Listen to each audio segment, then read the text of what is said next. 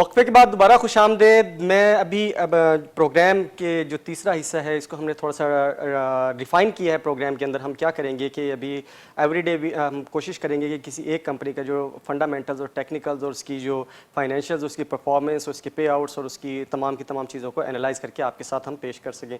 आज हमने एक कंपनी का जो इंतखाब किया है वो कमर्शियल बैंकिंग सेक्टर से ये है बैंक अल हबीब, क्योंकि इसका रिज़ल्ट अनाउंस हुआ था और इसका डिविडेंड भी बहुत ज़बरदस्त आया है मार्केट में। लेकिन इसके अंदर हम बात कर चुके हैं कि इसकी जैसे ही डिविडेंड अनाउंस हुआ उसी दिन इसकी जो शेयर प्राइस है वो बुरी तरह नीचे की तरफ आई है और उसके बाद फिर तकरीबन 8 रुपये अब तक ये लॉस कर चुकी है।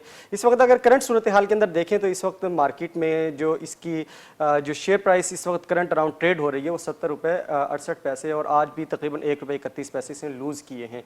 78 रुपीज़, 79 रुपीज़, 82 रुपीज़ जिस दिन इसका रिजल्ट आया 82 रुपीज़ पर गया, उसके बाद फिर नीचे की तरफ जाते हुए नज़र आया। अगर इसकी मार्केट कैप की बात करें तो तकरीबन नज़र आ रही है हमें ज़बरदस्त इसकी परफॉर्मेंस है नज़र आई है, वॉल्यूम्स बेहतरीन जनरेट होते हुए नज़र आए हैं।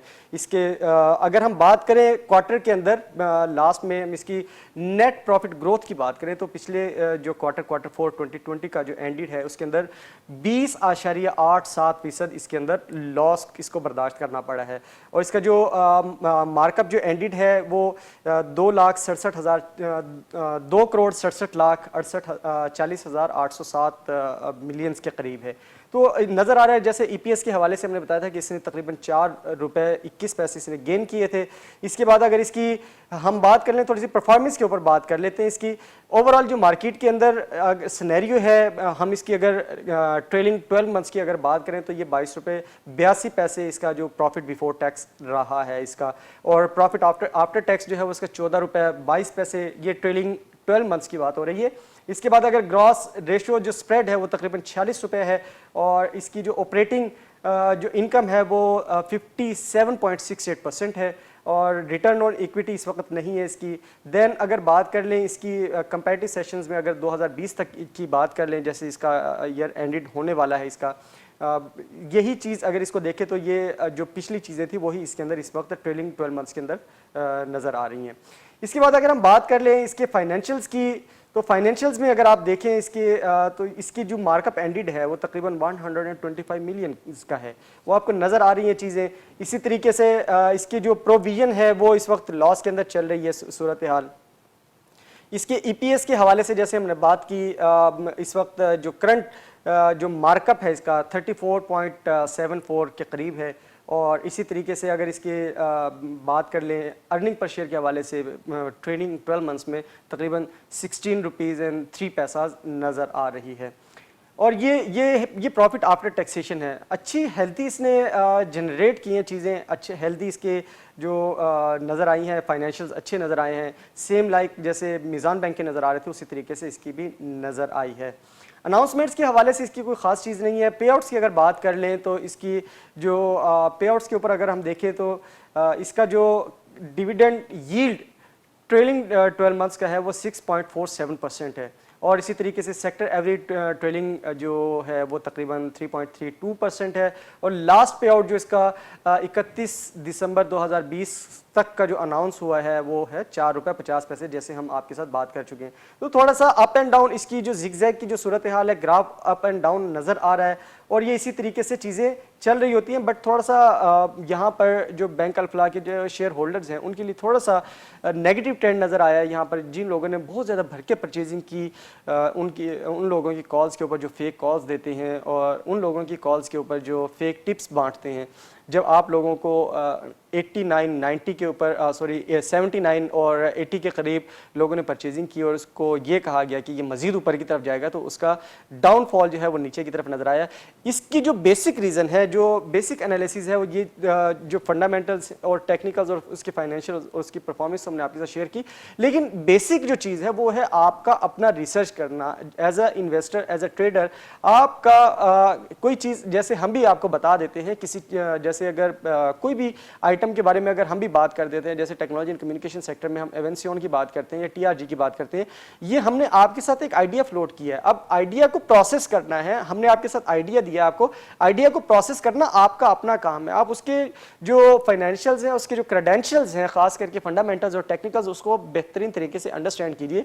हम इसके ऊपर पूरे का पूरा एक प्रोग्राम आपके साथ रिकॉर्ड करवा चुके हैं और आपको बता चुके हैं कि किस तरीके से आपने फंडामेंटल्स और टेक्निकल्स को अंडरस्टैंड करना है। जब तक आप फंडामेंटल्स और टेक्निकल्स को अंडरस्टैंड नहीं करेंगे, आपके लिए बहुत मुश्किल होगा कि आप मार्केट के अंदर अच्छे से इन्वेस्टमेंट कर सकें और आप मार्केट के अंदर प्रॉफिट अर्निंग की तरफ जा सकें।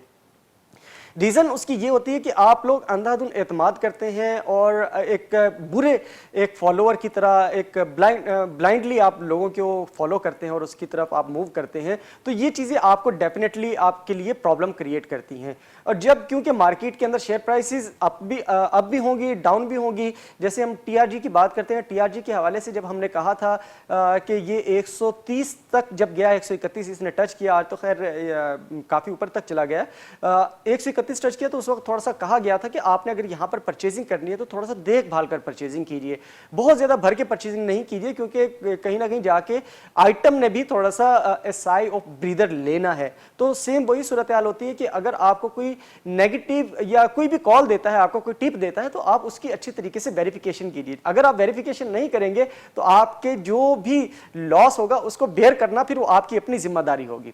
तो इस चीज़ को थोड़ा सा मद्देनजर रखिए। आप मार्केट के अंदर जब भी काम करते हैं, उसके फाइनेंशियल्स, उसके फंडामेंटल्स, उसके टेक्निकल्स को देखिए। किसी भी स्क्रिप्ट के अगेंस्ट, आप जिस स्क्रिप्ट के अगेंस्ट कुछ मालूमात लेना चाह रहे हैं, आप डेफिनेटली, जैसे हमें बहुत ज़्यादा कहा गया था कि बैंक अल हबीब के ऊपर बात करें, तो बैंक अल हबीब के ऊपर हमने एक छोटी सी रिपोर्ट आपके साथ प्रेजेंट की है। आपने उसको देखा और definitely it will be very good, आपके पास इस वक्त अच्छी सूरत हाल बन सकती है। मजीद ये कि अगर यहाँ पर बात की जाए कि परचेजिंग के हवाले से, तो डेफिनेटली वो जो एलिमेंट हम हमेशा बात करते हैं, कुछ देर पहले भी बात किया कि आपकी जो स्ट्रेटजी है वो बाय ऑन डीप की स्ट्रेटजी हमेशा रहनी चाहिए। आप खुद अंदाजा कीजिए कि वो लोग जिन लोगों ने 27,000 के ऊपर परचेजिंग की थी डिफरेंट आइटम्स के अंदर, आज वो लोग कहाँ पर मौजूद हैं। और सेम लाइक अगर हम बात करते हैं कि जब टीआरजी वाज ऑन 52 रुपीज़ पर शेयर, तो आज इसकी मार्केट के अंदर प्राइस ऑलमोस्ट 150 रुपीज़ तक पहुंच चुकी है। और ये नज़र आ रही है चीज़ें उसकी मार्केट की रिसर्च के ऊपर, मार्केट की आउटरीच के ऊपर। आप देखिए कि जो टीआरजी की वर्किंग है वो किस तरीके से चल रही है, मार्केट के अंदर कितना उसका काम हो रहा है, कहाँ कहाँ इस वक्त इसके ऑफिसेज मौजूद हैं, इसकी प्रोडक्ट क्या है, इसके फाइनेंशियल्स क्या है।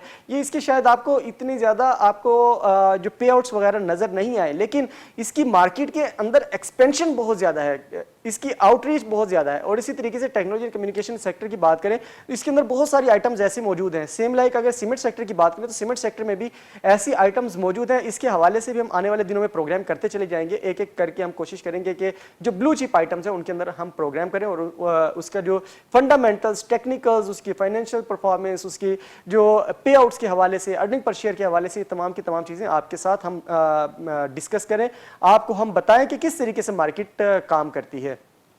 ओवरऑल अगर आज की मार्केट की जो सूरत हाल है, मार्केट इसी तरीके से बिहेव करेगी, आने वाले दिनों में भी इसी तरीके से रहेगी, अप एंड डाउन की सूरत हाल रहेगी। जैसे हमने कहा था, बहुत एक खूबसूरत एग्जांपल दी थी कि जैसे हिरन का जो जानवर है, हिरन जो है वो जिस तरीके से दौड़ता है, आगे पीछे कूदता है, कभी इधर कभी उधर, कभी इधर कभी उधर, तो सेम लाइक स्टॉक मार्केट भी अप एंड डाउन सूरत हाल चलती चली जाएगी। क्योंकि अगर ये एक ही फेज के अंदर अपवर्ड चलती चली जाए तो कहीं ना कहीं जाकर बहुत बुरी तरह इसने मुतासिर होना, और इसकी वजह से जो इन्वेस्टर है और जो ट्रेडर है वो बहुत बुरी तरह मुतासिर होगा।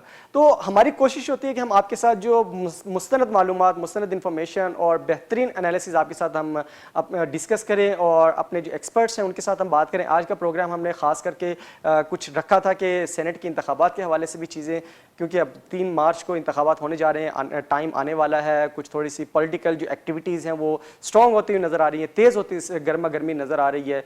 कुछ चीज़ें हैं इस्लामाबाद के अंदर चीज़ें चल रही हैं, तमाम सूबों के अंदर ये चीज़ें चल रही हैं, जहाँ जहाँ पर इंतखाबात हो रहे हैं वहाँ पर गहमा गहमी नज़र आ रही है। तो इस हवाले से तमाम की तमाम चीज़ें आपके साथ हमने पेश कर दी। आज का प्रोग्राम का वक्त जो है वो ख़त्म हो रहा है। कोरोना वायरस से एहतियाती तदाबीर के लिए प्रोग्राम के आखिर में हम अपना पैगाम आपके साथ शेयर करते हैं स्टॉक गाला के प्लेटफॉर्म से। और विनेस टीवी चैनल जो है इसका जो एक ज़िम्मेदार शहरी होने के हवाले से हम अपना पैगाम आपके साथ शेयर करते हैं। आप अपनी कारोबारी सरगर्मियों के लिए घर से बाहर निकलें तो मास्क का इस्तेमाल ज़रूर कीजिए। अशिया खुरानोश के लिए मार्केट्स में जाएँ, मंडियों में जाएँ, तो मास्क का इस्तेमाल ज़रूर कीजिए और जो 6 फीट का जो सोशल डिस्टेंस है उसको मेंटेन रखते रहिए। आप महफूज रहेंगे तो आपके इर्द गिर्द लोग भी महफूज रहेंगे। मौसम तब्दील हो रहा है, इस हवाले से बहुत एहतियात कीजिए। अगर आपको थोड़ा सा वायरल होता है, गला ख़राब होता है, नज़ला ज़ुकाम होता है, तो बजाय इसके कि हॉस्पिटलाइज होने के या हॉस्पिटल जाके अपने कोविड के टेस्ट करवाने से आप अपने घर में अपनी एहतियात कीजिए, स्टीम लीजिए और जो एहतियाती तदाबीर हैं घरों के अंदर वो इख्तियार कीजिए और आइसोलेशन इख्तियार कीजिए थोड़े से टाइम के लिए अपने घर के अंदर, ताकि आप भी महफूज रहें और आपके इर्द गिर्द जो आपके बहन भाई, आपकी फैमिली मेम्बर्स हैं, आपके दोस्त अहबाब, रिश्तेदार हैं, वो महफूज रहें। आप महफूज तो मुआशरा महफूज। इस पैगाम के साथ मुझे दीजिए इजाज़त। इंशाल्लाह आपसे मुलाकात होगी कल। अल्लाह हाफिज़।